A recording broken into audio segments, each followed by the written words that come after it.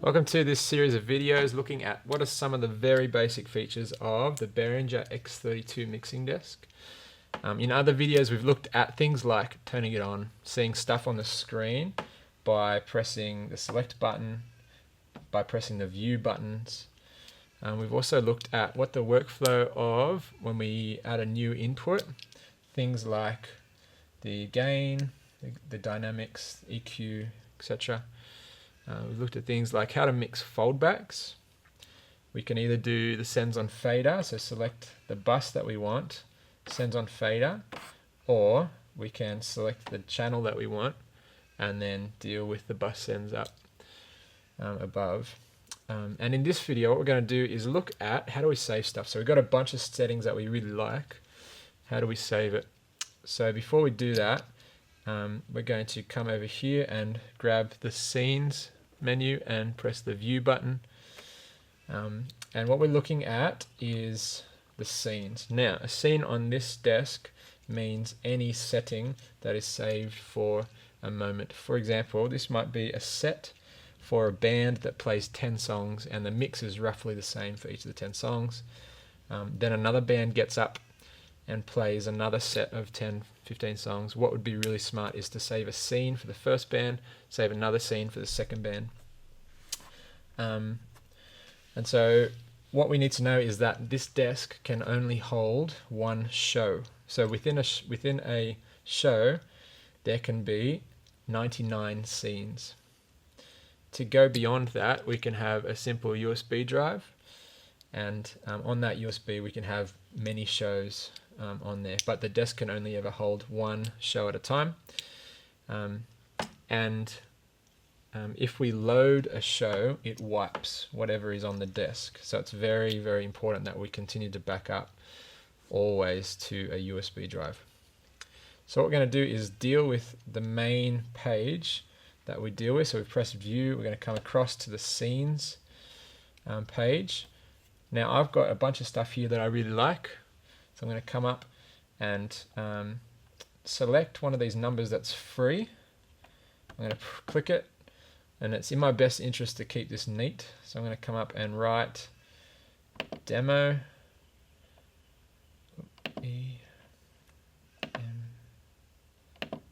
and then I'm going to press the furthest right one, and that saves it. And now I can see that I have a scene saved. If I want to come back to something else or go to the next one, what I can do is scroll up and just say I need to load the assembly default scene. I'm going to come up and then click under where it says load, and it's going to ask me, do I want to load the scene? I'm going to come over here and say yes, and all of a sudden all of our faders change, which is handy. Now, just say somebody else comes in and they plug a USB drive in and they load their other show. What would happen is we would lose that. And so in our best interest, we are going to save this not only to the desk, but also to a USB drive. So I'm going to plug it in. This access light will flash and then it will stop flashing. That's when we can start to use it. We can start to access it.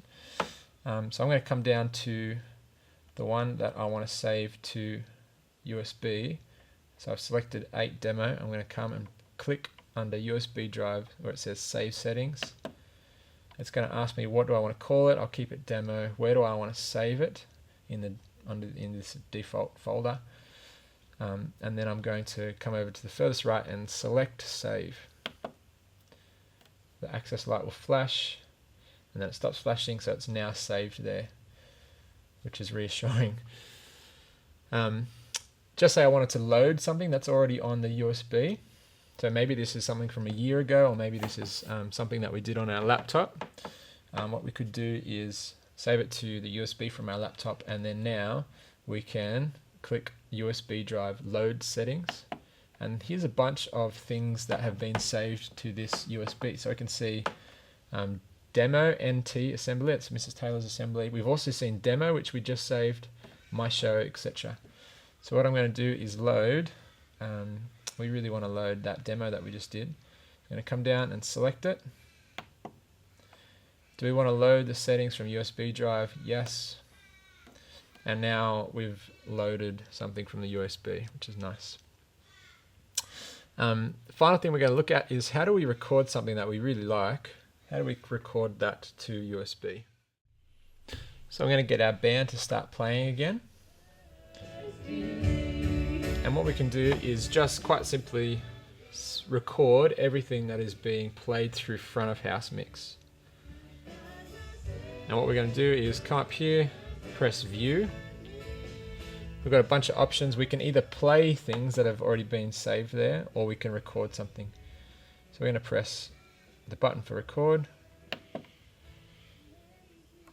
And you'll notice that we can see a record input.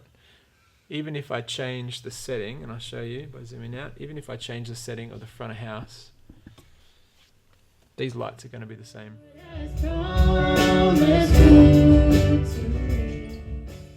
And it's going to keep recording like that. At the end, I'm just going to press stop recording and then stop. And then this has now created a new track under there.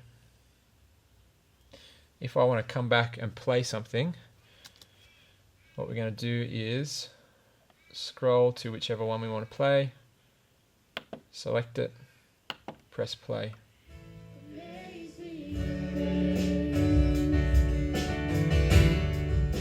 And we can hear our nice little recording. And that's the end of this video. Thanks.